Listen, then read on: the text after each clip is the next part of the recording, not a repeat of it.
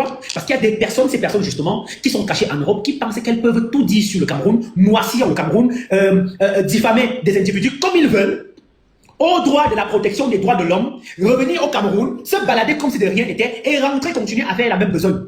Non, il faut que le cas Aïcha Kamoise envoie un message fort aux autres pour leur dire, vous pouvez dire tout ce que vous voulez tant que vous êtes en Europe. Mais le jour que vous allez mettre pied au Cameroun, si vous avez diffamé quelqu'un, si vous avez insulté quelqu'un, si vous avez insulté notre pays, vous devez payer. Vous devez subir les conséquences de vos actes. Et vous devez répondre devant la justice camerounaise. Il faut que les autres s'en tiennent à cela. Et nous devons justement faire la veille.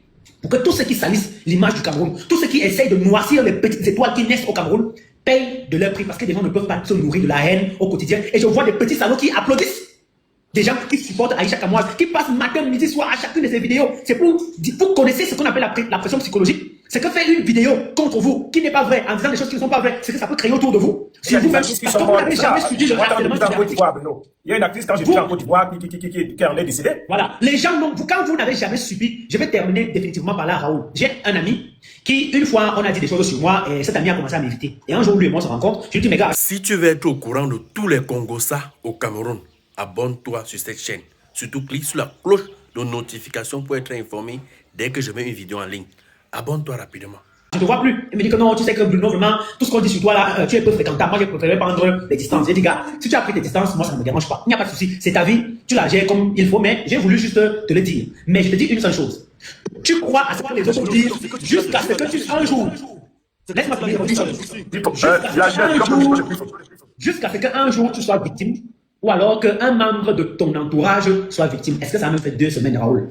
Ce qu'on a fait sur le gars m'a appelé en pleurant. Il me dit, Bruno, je te respecte. Parce que ce que tu subis au quotidien, c'est que ces gars sont en train de me faire. Tu imagines, ils veulent dire ceci, ils disent cela, je ne connais pas. Il dit que ce n'est pas auprès de moi que tu vas te justifier, mon frère. Si c'est ton heure de bouffer la tontine. Bouffer la tontine. Et ce gars aujourd'hui est paralysé parce qu'il n'a pas supporté la pression. Vous ne pouvez pas savoir le nombre de personnes qui meurent, qui vont à l'hôpital, qui perdent leur vie, qui perdent leurs emplois, qui perdent leurs rêves. Juste parce qu'il y a une caste de petites personnes qui ont envahi les réseaux sociaux et qui ont décidé de faire du mal. Et ça, vous voulez que nous continuions à applaudir. Vous voulez que nous continuions à encourager cela. Et lorsque quelqu'un, pour une fois, prend ses responsabilités en menant cette affaire auprès des autorités judiciaires de notre pays, on estime que la personne en fait trop. Et que la personne demande que tu décides de ne plus parler de sa vie, de son couple, de ses activités. Les gens estiment que M. Ndiénou a trop fait. Il n'a pas le droit de ça. Vous voyez dans quelle société nous sommes? J'en ai terminé. Merci beaucoup, Bruno Bidjan. Vous ne partez pas, vous restez. On va passer la parole à Ahmed qui est un grand frère. Ahmed, je vais quand même te poser la question. J'ai pris ce rôle de modérateur pour essayer de me débarrasser de toute. Voilà, même en Guinée, on coupe aussi la lumière. Ça arrive partout. Nous sommes en Afrique. Alors, je disais que toi, par exemple, c'est pour ça que je suis très content que tu sois là. Il t'est arrivé, Ahmed, de prendre des positions qui peuvent être assimilées à du cyberharcèlement. Tu l'as fait parfois avec le pouvoir. Très souvent, on ne sait pas de quel côté tu te dis. Je ne suis pas là pour parler de ça. Non, c'est ça, je vais te dire un truc. Quand je prends une position, je viens avec un justificatif. Je ne prends pas une position par hasard. Je viens avec un justificatif, avec un propos tel par rapport à une situation bien précise et bien donnée. Voilà pourquoi mon réseau, ce n'est que la politique. Donc quand il dit qu'il y a tac, je viens avec des preuves. Après, je quitte. Maintenant, on revient pour le cas, pour être plus précis. C'est pas tous les blogueurs. C'est spécialement les blogueurs qui sont en France, en Espagne et en Suisse. Parce que on a pris l'habitude de laisser les gens insulter. On n'est pas les premiers. On a vu des affaires. C'est pas aujourd'hui que le cas se passe. On a vu des gens qui ont été accusés de Toch les Mouna, qui à la fin, il n'y avait rien. On a vu les gens accusés, mais qui alimentent toujours ça. C'est parce que ici, dans la diaspora, on a choisi un groupe de blogueurs qui ont le droit de salir tout le monde. On va les applaudir. Ils ont le droit sur tout. On les connaît tous. La version féminine de Zumento, c'est Aïcha Kamoise. Et ce sont les mêmes qui se supportent. Ce sont les mêmes des deux côtés. Aïcha n'a pas insulté qui? On fait la liste? Non, faisons encore. Ça veut dire que si on fait la liste, bon, il va seulement te insulter 30 ans. Même il faut qu'il parle là, aujourd'hui a été victime à un moment donné. Parce qu'on a légiféré que le fait qu'on soit en bain, ça nous donne une occasion. Il n'y a pas plus jaloux qu'un blogueur de bain. Je dis, il n'y a pas plus jaloux. J'ai fait 4 ans au pays, j'ai vu la sorcellerie. J'ai vu la sorcellerie. Vous avez déjà vu un blogueur qui vient en France se montrer chez lui? Parce qu'on est dans des cages à lapins.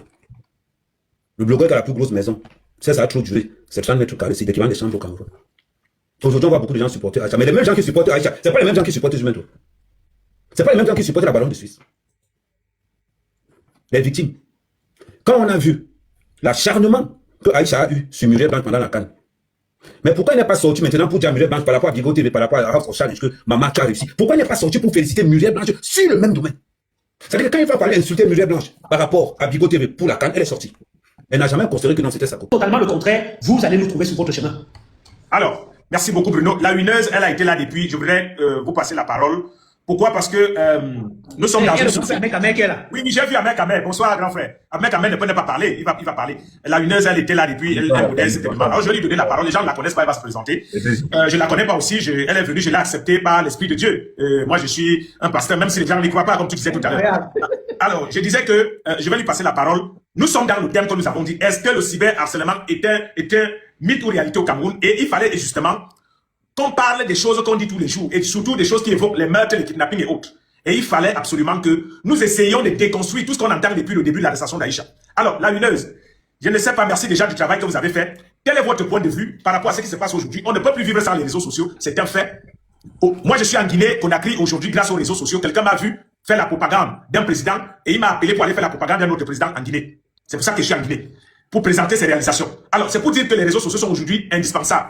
Alors, est-ce que toi, tu penses que le cyberharcèlement existe et qui peut faire craquer les gens et qui peut même pousser les gens à la dépression?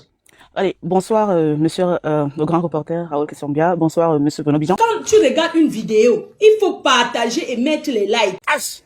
Toi qui regardes, n'oublie pas de liker et de commenter. Vraiment, si tu n'es pas encore abonné, fais-le. C'est un honneur d'être ici. Je voudrais m'excuser, je ne mettrai pas ma caméra. Je vais vous expliquer pourquoi. Parce que depuis 2023, je fais partie d'un petit groupe qui avons décidé aussi de faire le ménage sur TikTok par rapport aux parasites politiques. Mais ça, c'est un autre débat.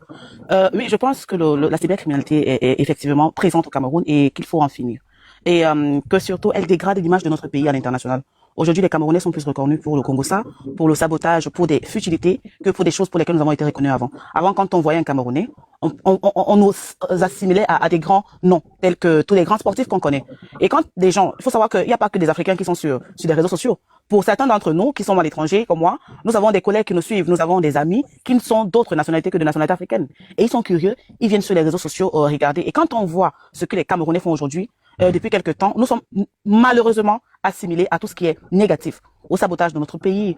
On insulte tous nos dirigeants. Et surtout, depuis que nous avons notre légende qui est à la tête de l'Africa Foot, vous allez remarquer que, peut-être avant, s'il y avait des gens qui ne nous suivaient pas, nous avons acquis plus de visibilité. Avec quelqu'un comme Samuel Eto'o à l'Africa Foot, nous avons le monde qui nous regarde. Et vu comment il est traité, les gens se penchent un peu plus sur ce qui se passe au Cameroun. Et à la suite, on voit tout ça, tout ce que nous avons aujourd'hui avec l'harcèlement de ce couple-là et bien tant d'autres. Il faudrait que ça s'arrête. Moi, pour ma part, je pense qu'il est temps que la justice se penche réellement là et que les gens commencent à porter plainte. Parce que il faut aussi savoir qu'il y a des lois, mais s'il n'y a pas plainte, les gens n'iront pas en prison, ils ne paieront pas de leurs actions. Donc, il est temps que les gens commencent à se pencher sur la loi, que si vous êtes laissé, porter plainte afin que justice soit rendue. Et on a normalisé chez nous, aujourd'hui au Cameroun, le fait de devoir salir l'image des gens, de mal parler des gens, d'aller fouiller, parce que il y a une différence. Il y a des gens qui disent qu'ok, Madame Muriel Blanche et son mari narguent les Camerounais parce que les Camerounais vivent dans la pauvreté entre guillemets. Mais attendez, il fut une époque où la jeunesse camerounaise ne rêvait plus du tout. Moi, je pense qu'il y a 10 ans, aujourd'hui, les Camerounais ne rêvaient plus, les jeunes Camerounais.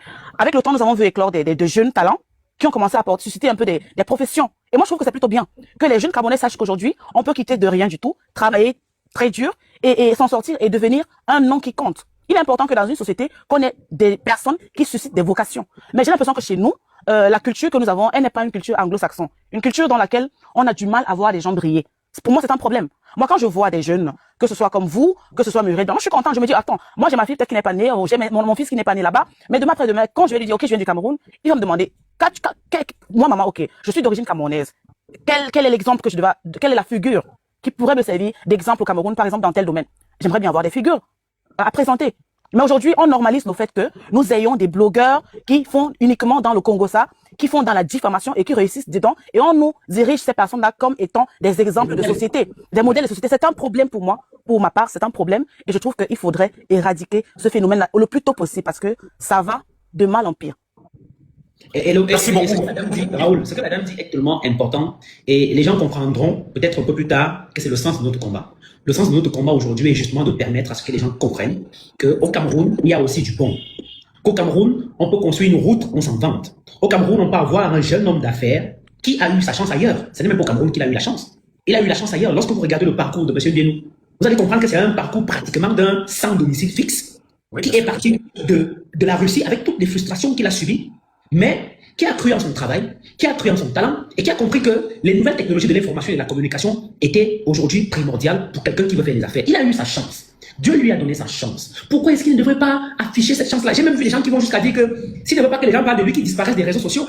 Vous connaissez des grands frères qui ont disparu des réseaux sociaux justement parce qu'ils ont voulu à un moment donné donner espoir.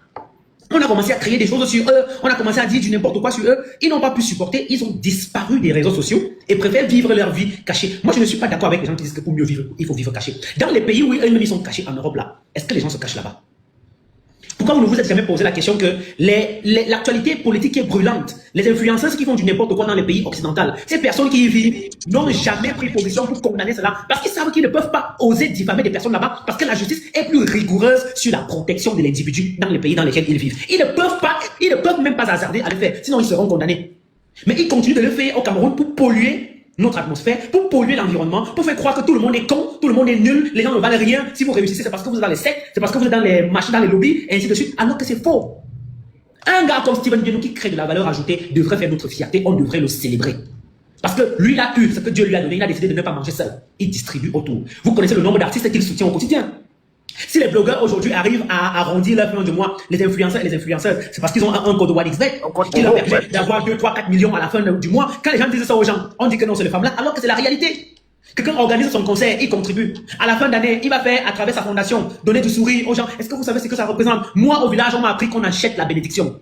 Et ce monsieur achète la bénédiction. Et vous êtes surpris tous les jours qu'ils soient davantage bénis. Parce que ces personnes veulent un jour qu'on dise que soit il s'est séparé de Muriel Blanche, soit il a fait un accident, il est mort, soit on l'a arrêté. Que nous, les jeunes Camerounais, attendons, est-ce que c'est normal? Et vous allez voir des gens qui, par haine, vont s'allier à cette logique tout simplement parce que eux, ils ont décidé de faire du mal. Mais tous les jours, je vois souvent celui de Valsero, de temps en temps, il publie sa fille. Il appelle sa fille sa crevette. Il est content de publier sa fille. À partir de ce moment-là, il est content, lui, de publier sa fille. Mais lui, il est mécontent de voir quelqu'un d'autre publier son enfant ou sa femme.